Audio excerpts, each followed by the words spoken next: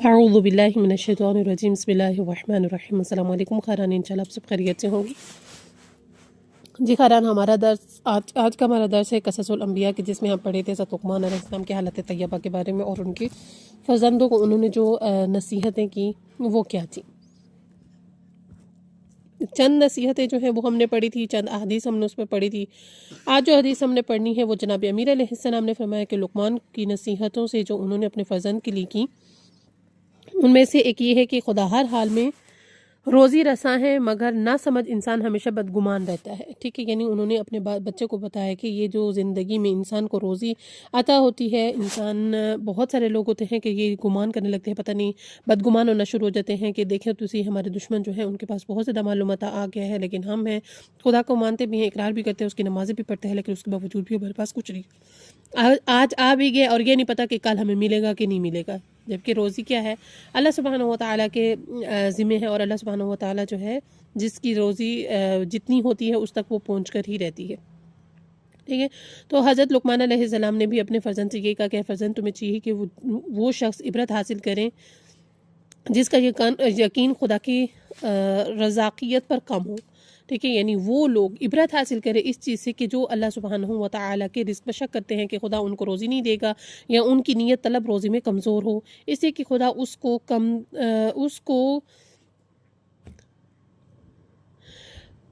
یعنی کچھ بھی نہیں تھا تب اس کو عالم وجود میں لایا۔ ٹھیک ہے، یعنی اس کا وجود نہ تھا تو خداوند متعال نے اس کو ایک وجود عطا کیا۔ تین ایسی حالتوں میں اس کو روزی پہنچائی جن میں سے کسی ایک حالت میں بھی اس کا وسیلہ ذریعہ حصول روزی کوئی نہ تھا، لہٰذا اس کو یقین رکھنا چاہیے کہ اس کی جو چوتھی حالت میں بھی روزی دے گا وہ ان تین حالتوں میں سے پہلی وہ ہے کہ جو خدا نے اس کو رحم مادر میں روزی پہنچائی کہ وہ ماں کے پیٹ میں تھا، کوئی ذریعہ نہیں تھا کہ ہم اس کو بھی فروٹ وغیرہ دے سکے، لیکن خدا نے اس کی روزی اس تک پہنچائی، اس کو محل آرام و اطمینان میں پناہ دی جہاں اس کو نصب دی کی کوئی تکلیف پہنچائی اور نہ ہی گرمی کی۔ دوسری وہ حالت جبکہ وہ اس کی رحم مادر سے باہر لایا تو خدا نے اس کی روزی کے لیے اس کے ماں کے پستان سے پاکیزہ نہر جاری فرما دی جو اس کے لیے کافی تھی، اور اس کی اس حالت میں تربیت کی اور نشو نما فرمائی بغیر اس کے اور کوئی ہیلا ہو ذریعہ ہو، اور اس کو کسب معاش کی طاقت اور حصول نفع اور دفع ضرر کی قوت تھی۔ اور تیسری حالت وہ تھی کہ جب اس کی دودھ کی روزی ختم کی تو ماں باپ کی کمائی سے اس کو رزق پہنچایا۔ ٹھیک ہے، یعنی اب ماں باپ کما رہے ہیں اور بچہ کیا ہے؟ نشو نما پا رہا ہے، اور اس کے لیے فروٹ لا رہے ہیں، سبزیاں لا رہے ہیں تاکہ ہمارا بچہ کیا ہو؟ اچھی اور صحت مند توانائی زندگی کرے۔ تو خدا نے یہ کسب معاش جو ہے وہ کس کے ذریعے دیا؟ اس کے والدین کے ذریعے اس کو عطا کیا۔ اپنی خوشی اور نہایتی شفقت و مہربانی کے ساتھ اس پر صرف کرتے رہے اور اس کو اکثر و بیشتر اپنی ذات پر مقدم کرتے رہے، یہاں تک کہ عاقل و بزرگ ہو کر روزی حاصل کرنے کے قابل ہوا۔ یعنی اب وہ اس قدر بڑا ہو گیا کہ اب خود روزی کمانے لگا ہے اور حالات کو اپنے اوپر تنگ کر لیا اور اپنے پروردگار کی جانب گمان بد کرنے لگا اور اپنے مال سے حقوق الہی ادا کرنے میں انکار کرنے لگا۔ یعنی اگر یہ مال جو میرے پاس آج ہے، اگر میں یہ تبرکاً کسی چیز میں ڈال دوں گا یا میں کسی کی مدد کر دوں گا، ٹھیک ہے، راہ خدا میں دے دوں گا، تو پھر لہٰذا میرا رزق کیا ہو جائے گا؟ وہ تنگ ہو جائے گا، اور اپنے اہل و عیال پر کمی کی خوف سے اور عدم یقین کے سبب روزی کا تنگ کرنے لگا، اور باوجود اس کی کہ جو کچھ رضا الہی کی راہ میں صرف کرتا ہے خدا اس کو دنیا و آخرت میں اس کو عوض عطا کرتا ہے۔ تو ایسا بندہ کتنا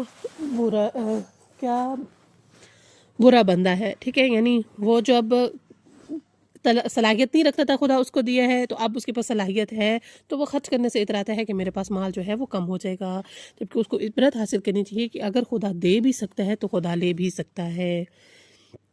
اور یہ بھی کہ آج اگر مجھے خدا نے دیا ہے تو کل بھی وہی دے گا۔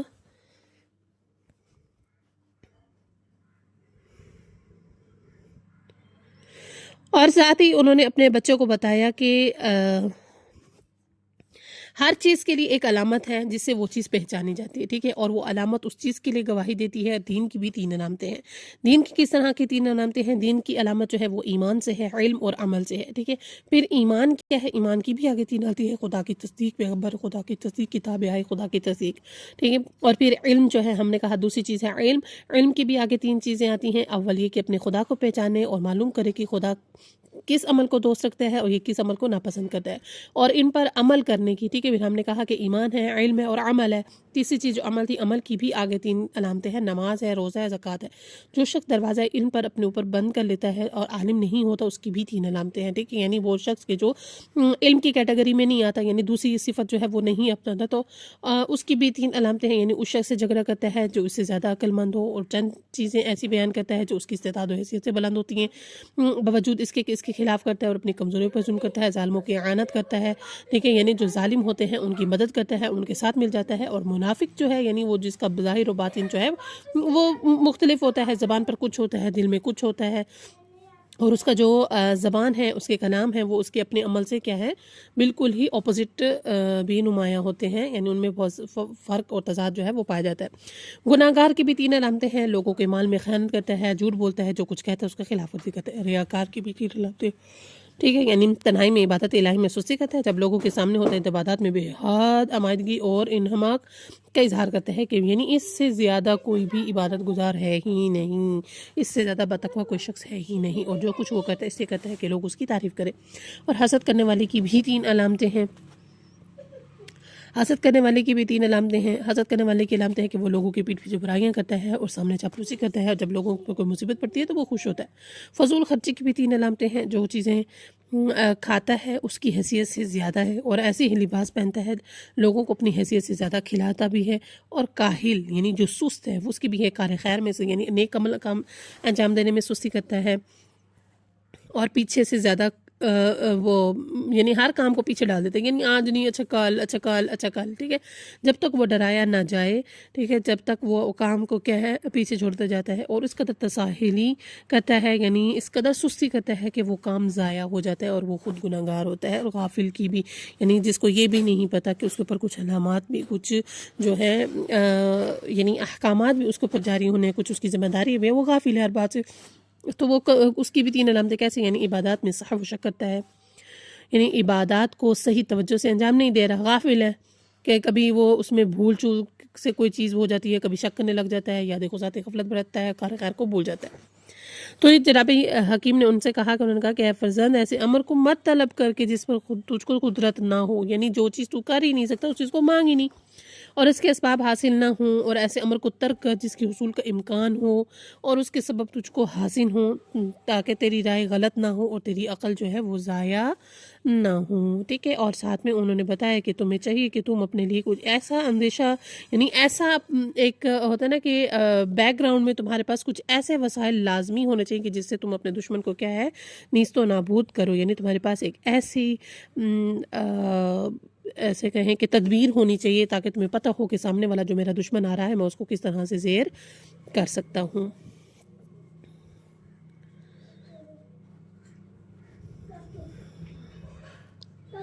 اور ساتھ میں انہوں نے اپنے بچوں کو چھوٹی چھوٹی زندگی کی چیزیں بتائیں کہ کس طرح سے،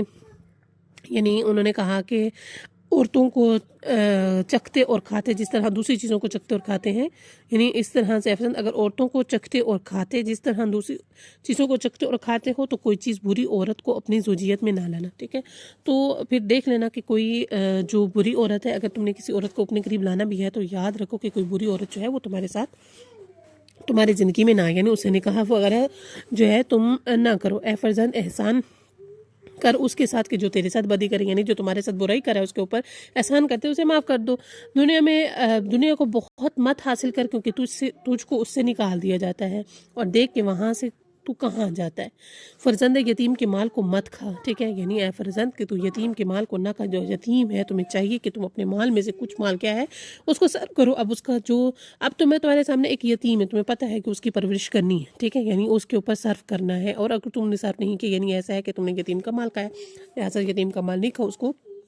دو، ورنہ قیامت میں تو رسوا ہو جائے گا.